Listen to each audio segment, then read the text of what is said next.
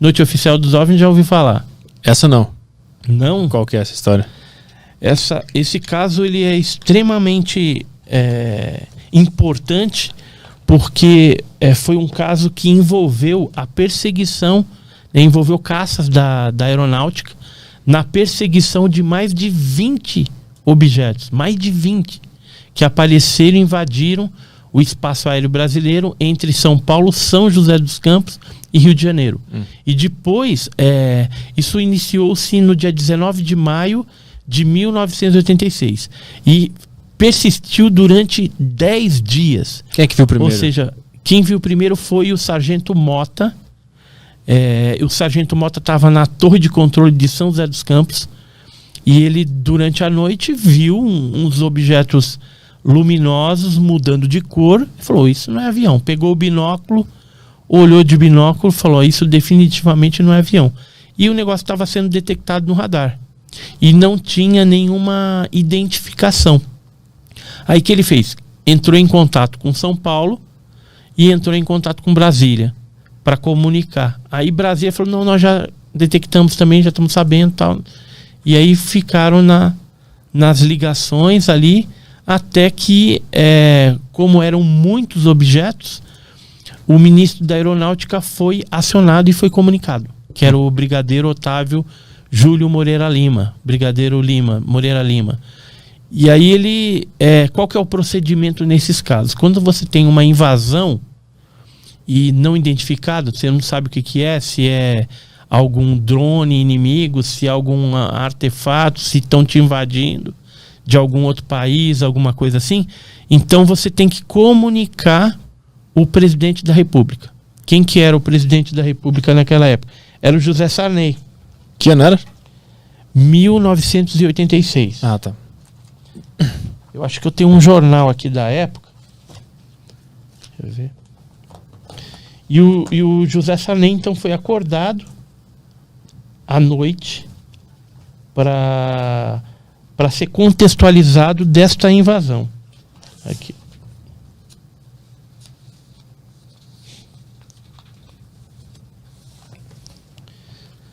E aí,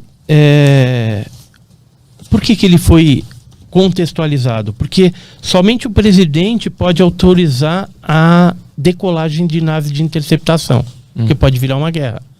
Então lá, prontidão contra os discos voadores, Força Aérea informa Sarney do alerta geral. E aqui ele cita, né?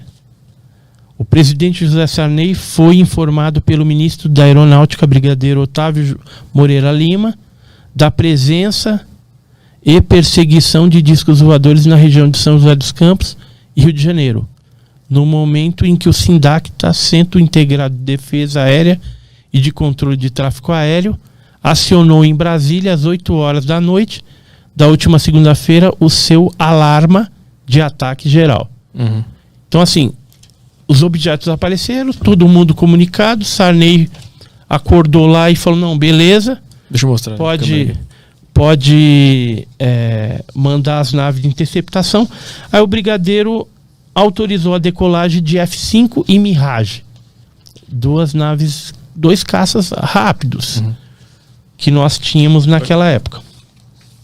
E aí foi feita a perseguição, um monte de gente viu, viram em outros locais também, na Escola de Especialistas da Aeronáutica, lá em Guaratinguetá. Houve um militar que deu depoimento para nós, que é isso daqui, ó, Capitão Sérgio Fiuza.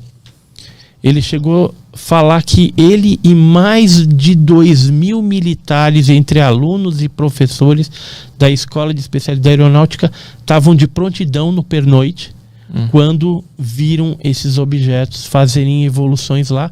E a instalação militar foi jogada num blackout, ou seja, houve um blackout, ficou nas escuras durante algum tempo, até que eles acionassem os geradores.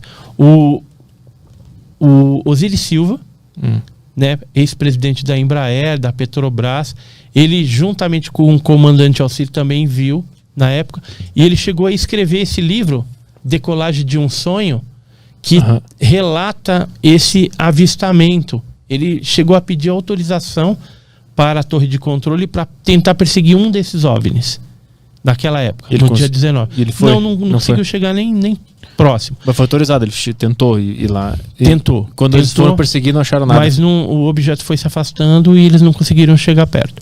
E aí o ministro da Aeronáutica, ele pediu, né, foi convocado lá uma comitiva de imprensa, Globo, Manchete, todas as TVs lá, e ele foi publicamente falar o que estava acontecendo, porque um monte de gente viu, não tinha como tapar o sol com a peneira, e levou junto com ele controladores de tráfego aéreo, os pilotos que perseguiram, para dar depoimento. Saiu no Fantástico, né? Você acha na internet muita coisa a respeito da noite oficial dos OVNIs.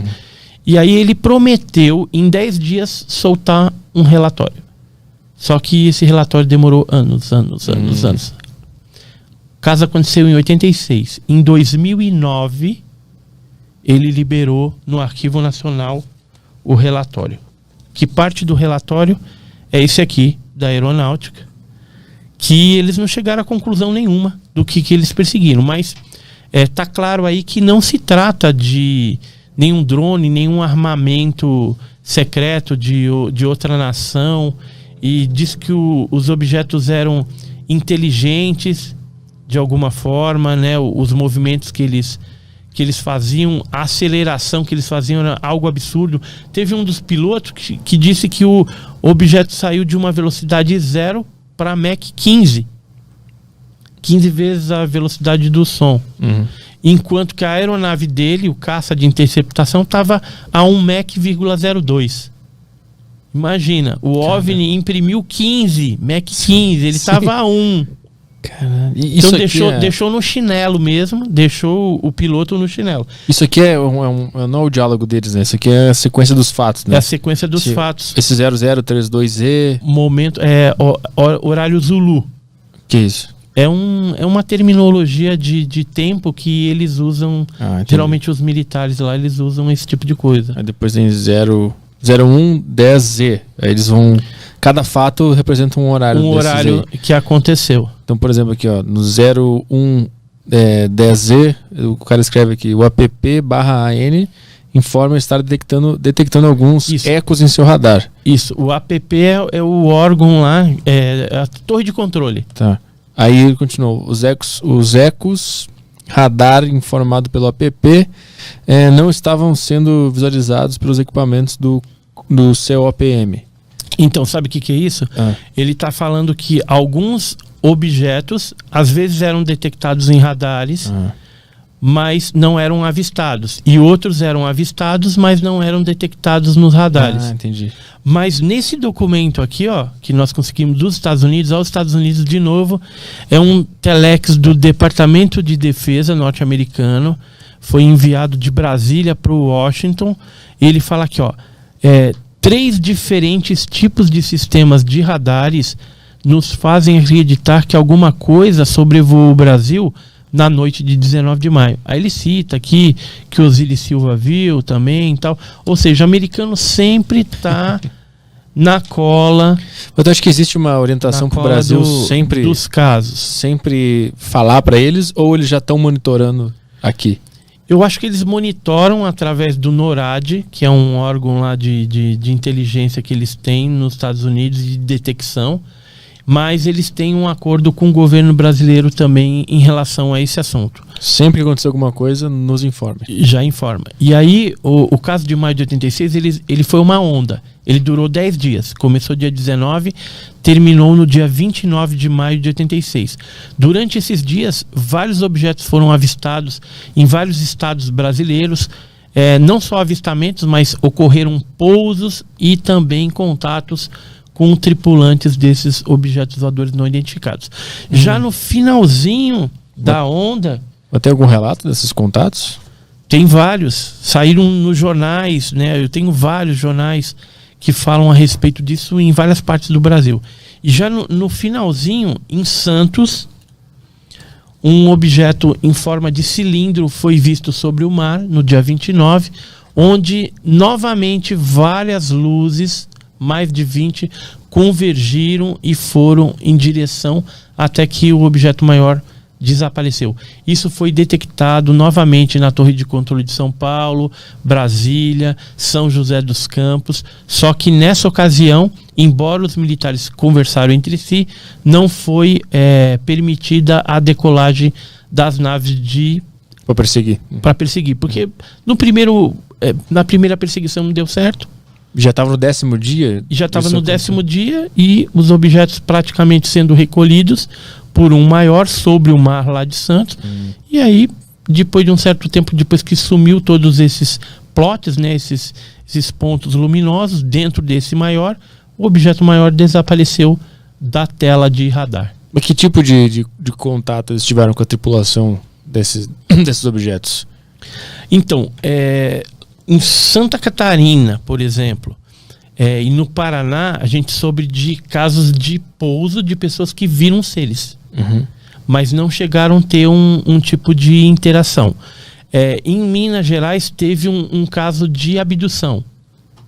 Durante esses 10 dias, a gente está falando. Durante esses 10 dias. E aí, no interior de São Paulo, mais ali para a região lá disso, eu não lembro se era Ipirá, Sumaré, Piracicaba, para aquelas bandas ali. Houve pouso também, com um avistamento de ser e ficou a marca no chão. E essa abdução tem algum relato do que aconteceu? Não.